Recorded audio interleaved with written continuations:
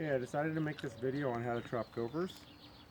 We used to live in a tract home where I really didn't have any problems with gophers, but we got this property that's a 1 acre property because we wanted to have our horses with us, and we noticed that we had a lot of gophers. And so there was a lot of mounds, and we'd let our horses come into where we near to the house, and their feet would be dropping through the holes. And so we thought, you know what, we need to do something. So, I took out my pellet gun and I would wait there 20 minutes to an hour until they popped their heads up, and I'd get them. Well, I got about 7 like that. Well, I decided I needed to do something different because there were so many of them on my property. So what I did is, a friend of mine told me about this gonzo dead-end gopher trap, and he swore by it. And so I said, okay, I'll try it out. I found it at my nursery, local. It's about 14 bucks. And this is what it looks like right here. It's like a little tube. And what it does is the hole that comes out of the dirt, you place this trap in the hole, and it kind of extends the hole, and the gopher thinks he's still crawling through. And he hits his paddle and snaps this spring, and there's a cable right there that captures him. And he can't get loose, and it eventually kills him. Anyways, this is the gonzo trap. This is the one I actually prefer. This is the Victor trap. Comes in this box.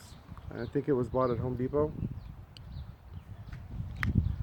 And basically the same design, just a little different. Instead of a cable, it uses a solid wire. And it's kind of like an endless hole.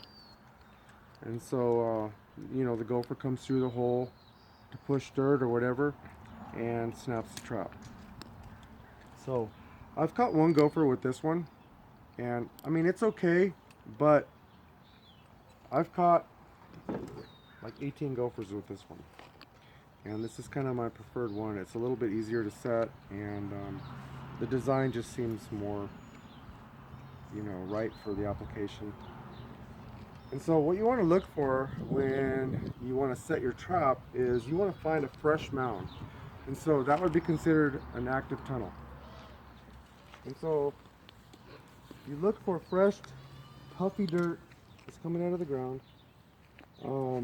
Most of the time the dirt is going to have moisture in it because they're pushing the dirt out from underneath, and it's going to be wet.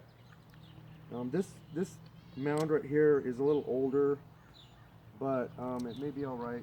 I may have to dig a couple different holes to find it. So what you want to do is you want to find this puffy dirt. And this is where the gopher's been active, and I can tell because they're eating this grass and they're pushing this dirt around. I can feel the hole in there. And so I get my shovel and I dig it out.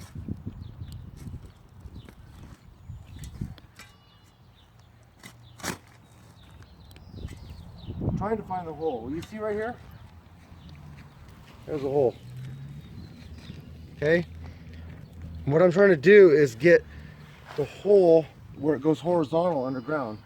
So when you look on top of the soil, you're going to see the hole coming from the top straight down, vertical.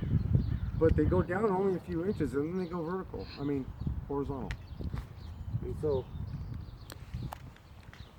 I kind of straighten this up.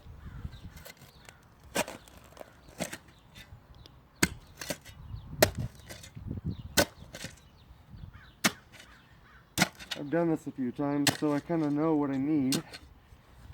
It's really not hard. I mean, don't be intimidated by this. It's very simple. I have never missed catching a gopher. I mean, I've had a couple times where they push dirt up into the trap. It's only happened like 3 times, and I've caught like 18. So, but I eventually got them.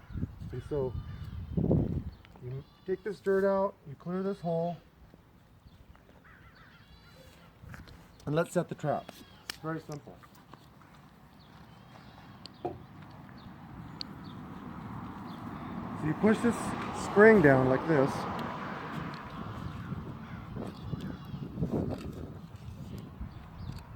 And the catch wire goes over this little plastic piece. It's a catch.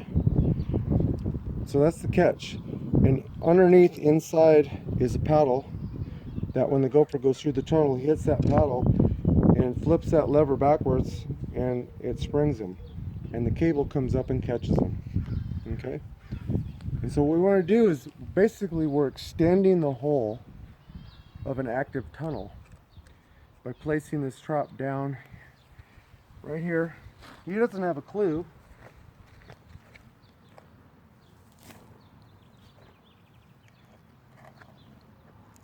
So I'm placing the open end into the open end of his tunnel. And then I just place a little bit of loose dirt around the edges to kind of cover up the light. Like that. And there's a hole in the end. You know, I really don't know why they put that there. For light? I guess, maybe the light. But in my experience, what I've been doing, I take like one of the big, you know, dirt clods, and I just kind of like stick it at the end. Because I don't want them to see the light. I want them to just keep going through that tunnel and eventually get caught.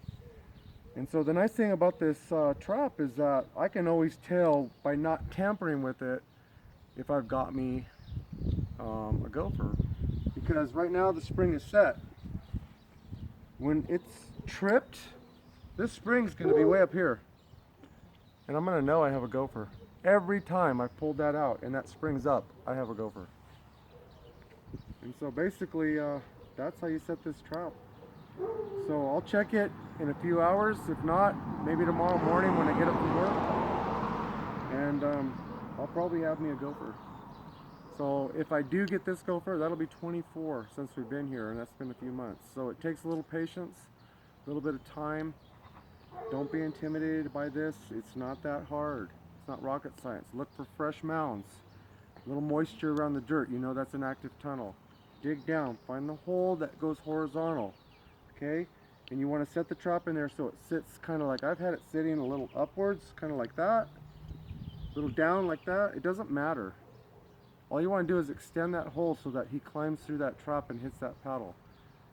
Okay? 24 gophers if I get this one. So, good luck.